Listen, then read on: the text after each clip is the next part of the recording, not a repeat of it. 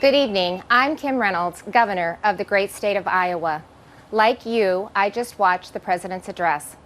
I listened as the governor of our state, as a mom and a grandmother of 11 who's worried our country is on the wrong track. We're now 1 year into his presidency, and instead of moving America forward, it feels like President Biden and his party have sent us back in time to the late 70s and early 80s.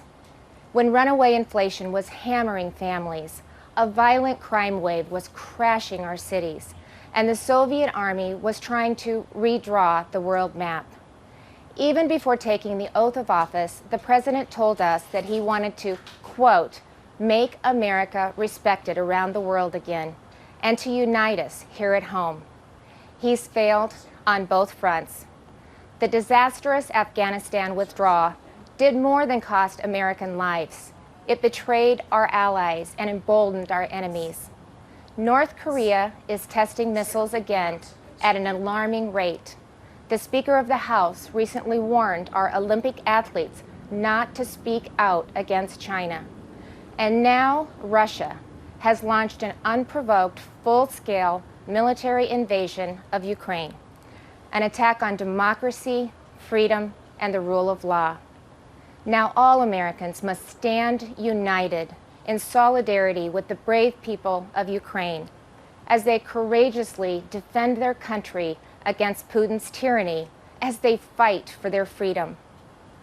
But we shouldn't ignore what happened in the run-up to Putin's invasion, waiving sanctions on Russian pipelines while eliminating oil production here at home, focusing on political correctness rather than military readiness, reacting to world events instead of driving them. Weakness on the world stage has a cost, and the President's approach to foreign policy has consistently been too little, too late.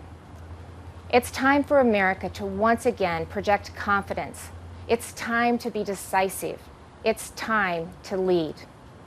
But we can't project strength abroad if we're weak at home.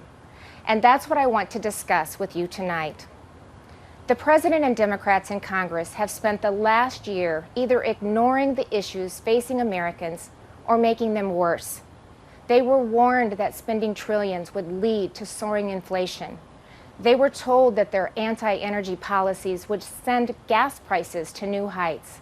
But they plowed ahead anyway, raising the price at the pump by 50%. And pushing inflation to a 40-year high. 4 decades ago, when our nation was last reeling from inflation, I was a young working mom just starting out. My husband Kevin worked days while I watched our girls, and then we would literally switch. We would pass in the yard as he was coming home, and I was leaving to work evenings at the local grocery store. From across that checkout counter, I saw the pain of inflation on my neighbors' faces. I saw what happens when prices rise faster than wages. The Biden administration believes inflation is a, quote, high-class problem. I can tell you, it's an everybody problem. I saw moms and dads' paychecks buy them less and less. I watched working people choose which essentials to take home and which ones to leave behind. And now President Biden's decisions have a whole new generation feeling that same pain. When I took the oath of office 5 years ago, I promised Iowans that I would never lose sight of who I was working for, that I wouldn't become detached from the problems they were facing, from the problems that I had faced myself. But you don't have to check groceries to see what high inflation does to people. You just need to step outside of the DC bubble. Talk to Americans about what's on their mind. Ask them, what are your concerns? What keeps you up at night? And they'll tell you. And I can tell you what's not on that list. They won't tell you that spending trillions more and bankrupting their children is the answer to their problems. They won't tell you that we should be paying people not to work. And they certainly won't tell you that we should give billions in tax giveaways to millionaires and billionaires in Democrat-controlled states like California, New York, and New Jersey. But that's what the Biden administration has been pushing for over the last year. And that's all part of Build Back Better. Thankfully, the president's agenda didn't pass because even members of his own party said enough is enough. Well, the American people share that view. Enough is enough. And it's not just with DC spending. Americans are tired of a political class trying to remake this country into a place where an elite few tell everyone else what they can and cannot say, what they can and cannot believe. They're tired of people pretending the way to end racism is by categorizing everybody by their race. They're tired of politicians who tell parents they should sit down, be silent, and let government control their kids' education and future. Frankly, they are tired of the theater, where politicians do one thing when the cameras are rolling and another when they believe you can't see them, where governors and mayors enforce mandates but don't follow them, where elected leaders tell their citizens to stay home while they sneak off to Florida for sun and fun, where they demand that your child wear a mask, but they go maskless. So you've heard the excuses. They were just holding their breath, but it's the American people who are waiting to exhale, waiting for the insanity to stop. We now live in a country where violent crime is out of control. Liberal prosecutors are letting criminals off easy, and many prominent Democrats still want to defund the police. You know, it seems like everything is backwards. The Biden administration requires vaccines for Americans who want to go to work or protect this country, but not for migrants who illegally cross the border. The Department of Justice treats parents like domestic terrorists, but looters and shoplifters roam free. The American people are left to feel like they're the enemy. This is not the same country it was a year ago. The president tried to paint a different picture tonight, but his actions over the last 12 months don't match the rhetoric. It's not what he promised when he took office. But it doesn't have to be that way. There is an alternative. Across the nation, Republican governors and legislators are showing Americans what conservative leadership looks like, what it means to respect the people we serve, to hear them out, to stand up for them and walk alongside them. We know that our problems require bold action, but we also know that bold action doesn't have to mean government action.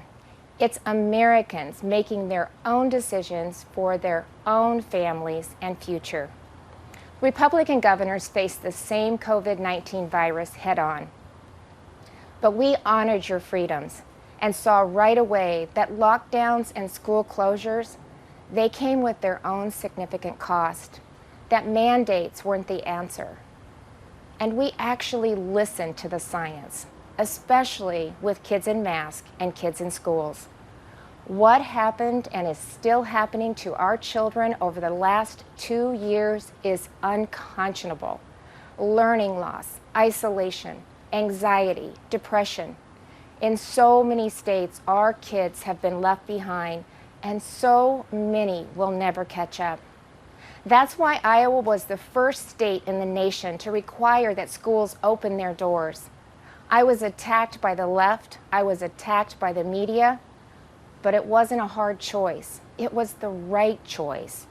And keeping schools open is only the start of the pro-parent, pro-family revolution that Republicans are leading in Iowa and states across this country. Republicans believe that parents matter. It was true before the pandemic, and it has never been more important to say out loud. Parents matter. They have a right to know and to have a say in what their kids are being taught. Families also have every right to live in a safe and a secure community, and that begins with a safe and secure country. But the Biden administration has refused to secure our border. They've refused to provide the resources to stop human trafficking, to stop the staggering influx of deadly drugs coming into our neighborhoods. They've refused to protect you. With Texas and Arizona leading the way, I, along with Republican governors from several states, have sent resources to the border. And we've actually gone to the border, something that our president and vice president have yet to do since taking office. On the economy, the contrast couldn't be more stark. While Democrats in D.C. are spending trillions, sending inflation soaring, Republican leaders around the country are balancing budgets and cutting taxes, because we know that money spent on Main Street is better than money spent on bureaucracy. Today, I signed legislation that eliminates Iowa's tax on retirement income and sets our tax rate at 3.9%. That's less than half of what it was just 4 years ago. And it shouldn't come as a surprise that out of the top 20 states with the lowest unemployment rates, 17 have Republican governors. Republicans may not have the White House, but we're doing what we can to fill the leadership vacuum.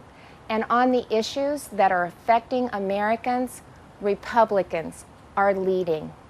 We're standing up for parents and kids. We're standing up for life.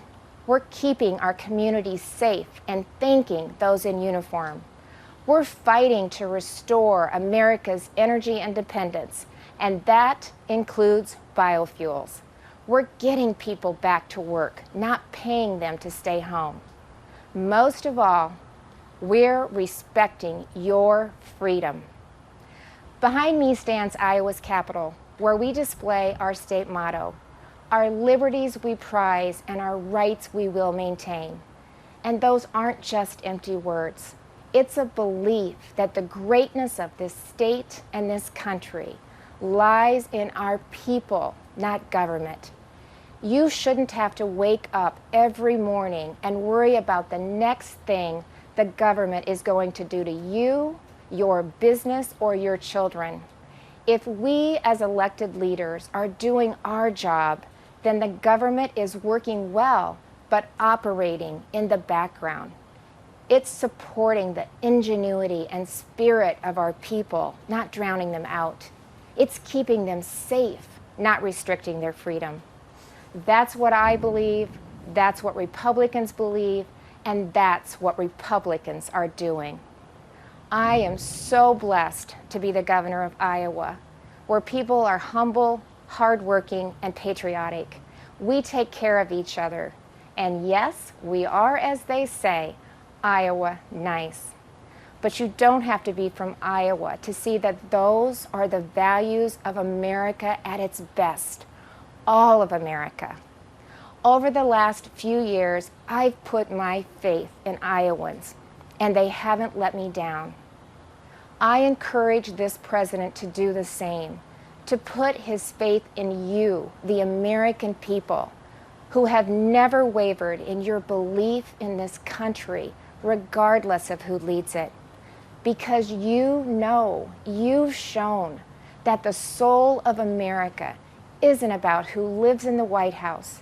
It's men and women like you in every corner of this nation who are willing to step up and take responsibility for your communities, for your neighbors, and ultimately for yourselves. By that most important measure at least, the state of our union is indeed strong. Thank you, God bless you, and God bless the United States of America.